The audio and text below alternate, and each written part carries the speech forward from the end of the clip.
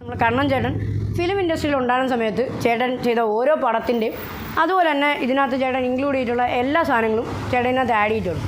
പിന്നെ ഇതിനകത്ത് ചേട്ടൻ ചെയ്തിട്ടുള്ള പടങ്ങളെ പരിപാടി ഒന്നുമില്ലാണ്ട് എങ്ങനെ ഇരുന്നപ്പോൾ ഒരു വാക്കറൗണ്ട് വീഡിയോ ചെയ്യാമെന്ന് വിചാരിച്ചു.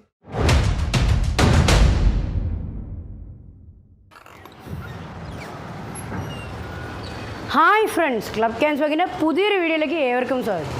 ഫ്രണ്ട്സ്, അപ്പോൾ നമ്മളിന്ന് ചെയ്യാൻ പ്ലാൻ ചെയ്യുന്നതെന്ന് പറഞ്ഞാൽ നമ്മളെ ക്യാൻസ് വർക്കിൻ്റെ ഒരു ഫുൾ വാക്കറൗണ്ട് വീഡിയോ. അപ്പം നേരെ റിസപ്ഷനിൽ തന്നെ തുടങ്ങാം.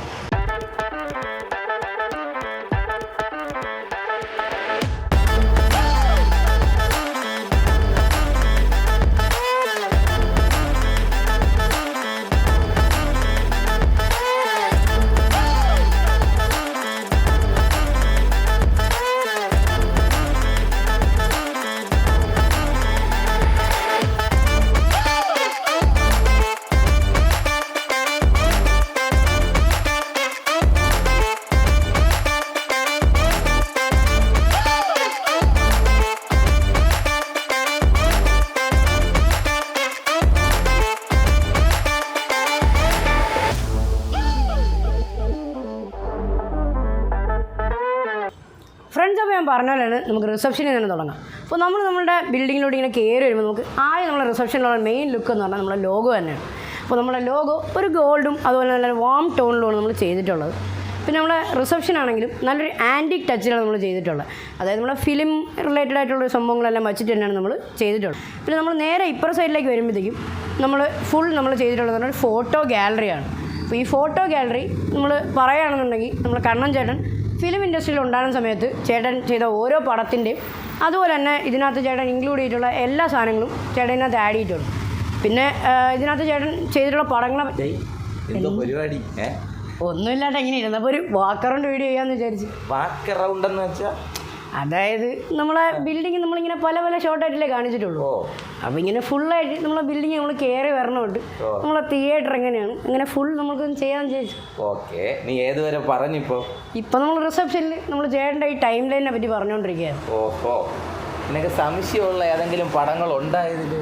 സംശയം എന്ന് പറഞ്ഞു കഴിഞ്ഞാൽ എനിക്കിപ്പോൾ ചേട്ടൻ പറഞ്ഞെന്ന് കുറച്ചറിയാമെങ്കിൽ നമ്മളെ വ്യൂവേഴ്സിന് അറിഞ്ഞുകൂടല്ലോ. അപ്പോൾ ചേട്ടൻ തന്നെ ഒരു സൈഡ് പറയാമല്ലേ? ഓക്കെ.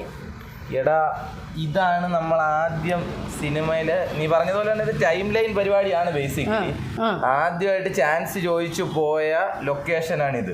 ഇത് രസികൻ എന്ന് പറഞ്ഞ പടമായിരുന്നു. തിരുവനന്തപുരത്ത് വെച്ചായിരുന്നു ഫുള്ള് ഷൂട്ട്. നമ്മുടെ കനവ് കുന്ന് കൊട്ടാരത്തിന്റെ മുമ്പിൽ വെച്ചുള്ള സ്ഥലത്ത് വെച്ചാണ് ഈ പടം എടുത്തല്ലേ. പിന്നെ ഇത് അതിനു മുമ്പാണ് നമ്മുടെ ഒരു മാരേജ് ഫംഗ്ഷൻ, ഒരു കസിൻ സിസ്റ്ററിന്റെ മാരേജ് ഫംഗ്ഷന് ലാലേട്ടൻ വന്നപ്പോ ചാടി കയറി ഒരു ഫോട്ടോ ഒപ്പിച്ചതാണ് ഈ പടം. അടിപൊളി. അങ്ങനെ ഓരോന്നോരോന്ന്. ഇത് പിക്കറ്റ് 43, അതിനകത്തൊരു ചെറിയ വേഷം ചെയ്തിട്ടുണ്ട്. നിനക്കറിയാം? അത് ഞാൻ കണ്ടിട്ടുണ്ട്. അറിയാവുന്നതോ അറിഞ്ഞൂടായിരിക്കും. നമ്മളങ്ങനെ കുറച്ച് കണ്ടിട്ടുള്ളവർക്കറിയാം. വാഷ് ഔട്ടായി പോയ ആളായതുകൊണ്ട് ചിലപ്പോൾ അറിയണമെന്ന് നിർബന്ധം ഇല്ല. അപ്പൊ അങ്ങനെ ഓരോരോ. ഇത് ആദ്യത്തെ സിനിമയില് ആദ്യം അഭിനയിച്ച പടമായിരുന്നു. Up and down. മുകളിൽ ഒരാളുണ്ട്, ഇന്ദ്രജിത്ത്, മേഘനാരാജ്, ബൈജു ചേട്ടൻ, കുട്ടേട്ടൻ. ഇത് രണ്ടും അതിലെ പടമാണ്. പക്ഷെ ദിലീപേട്ടൻ അതിൽ അഭിനയിച്ചിട്ടില്ല. ആ സമയത്ത് മറ്റേ ശൃംഗാരവേലൻ എന്ന് പറഞ്ഞിട്ടൊരു പടം ഉണ്ടല്ലോ. സോറി നാടോടി മന്നൻ. Same location, ചിത്രാഞ്ജലിയിലായിരുന്നു. അപ്പം ദിലീപേട്ടൻ മാമനെ കാണാൻ വേണ്ടി വന്നപ്പം ഞാനും കൂടെ അങ്ങ് ഒപ്പിച്ചു. അങ്ങനെ പിന്നെ ഇതിപ്പോ നേരിന്റെ ലൊക്കേഷൻ ഇത് പ്രസന്റ് ആണ്. ഏറ്റവും ലേറ്റസ്റ്റ് ആണ് ഇവിടെ. ഇത് നേരിന്റെ ലൊക്കേഷനിൽ നമ്മൾ ഫാമിലി ആയിട്ട് പോയി എടുത്ത പടമാണ് ഈ പരിപാടി. ഇത് പഴയ പടമാണ്, വളരെ പഴയ പടം. ഇത് സിനിമയൊക്കെ ഉപേക്ഷിച്ച് ഊട്ടിയിലെ ക്ലബ് മഹീന്ദ്രയിൽ സെയിൽസിൽ ജോലി ചെയ്തിരുന്ന സമയത്ത് ഒപ്പം സിനിമ അവിടെ ഷൂട്ടിന് വന്നപ്പോ ഞാൻ പോയി ഒരു സാധനമാണ്. ഏകദേശം മനസ്സിലായ സ്റ്റോറി ലൈനിന്റെ ഒരു ഐഡിയ കിട്ടി ചേട്ടാ. പിന്നെ നമ്മൾ ഈ സൈഡിൽ നമ്മളെല്ലാ ഇപ്പം ഇറങ്ങിയ മൂവീസും അതുപോലെ തന്നെ പഴയ ക്ലാസിക് മൂവി എല്ലാം ചേട്ടൻ ചെയ്തിട്ടുണ്ട്. അപ്പോൾ ഇതിനകത്ത് എനിക്ക് ഡൗട്ടുള്ള സംഭവം, എനിക്ക് മാത്രമല്ല നോർമൽ ഒരു ഓഡിയൻസ് ഡൗട്ട് വന്ന സാധനമാണ്. ഈ നടുക്ക് നിൽക്കുന്ന ആളിനെ കൊണ്ട് ചേട്ടൻ എന്താണ് ഉദ്ദേശിച്ചത്? അതൊന്ന് അവർക്കൊന്ന് കൺവേ ചെയ്ത് കൊടുത്താൽ നല്ലേ. അതായത് നമ്മളിപ്പം റിസപ്ഷനിലോട്ട് കയറി വന്നാലേ ഇത് നമ്മളൊരു പഴമയാണ് ഉദ്ദേശിച്ചിരിക്കുന്നത്. പഴയത് അതായത് പത്തായത്തിന്റെ ഷേപ്പിലുള്ള ടേബിള്, പഴയ ഫോൺ, പഴയ ഗ്രാമഫോൺ, പഴയ സാധനങ്ങൾ.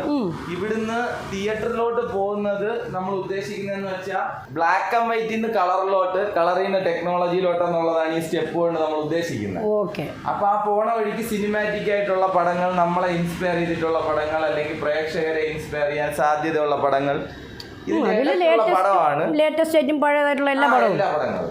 അപ്പൊ ഇതിനിടയിൽ ഒരു സ്പേസിൽ നമ്മൾ ഒരു ക്യാരക്ടറിനെ വെച്ചിട്ടുണ്ട്. അന്നത്തെ ഇന്നത്തെ ഭാഷയെ പറഞ്ഞ അവതാറിനെ പ്ലേസ് ചെയ്തിട്ടുണ്ട്. ആ അവതാർ ബേസിക്കലി എന്താണെന്ന് വെച്ചാൽ, ഇപ്പൊ എൻ്റെ ഉള്ളിൽ സിനിമയെ ആഗ്രഹിച്ച് ആ സിനിമയ്ക്ക് വേണ്ടി ജീവിച്ച ഒരാളെന്നുള്ള രീതിയിൽ ഞാൻ ഒരാളാണ്.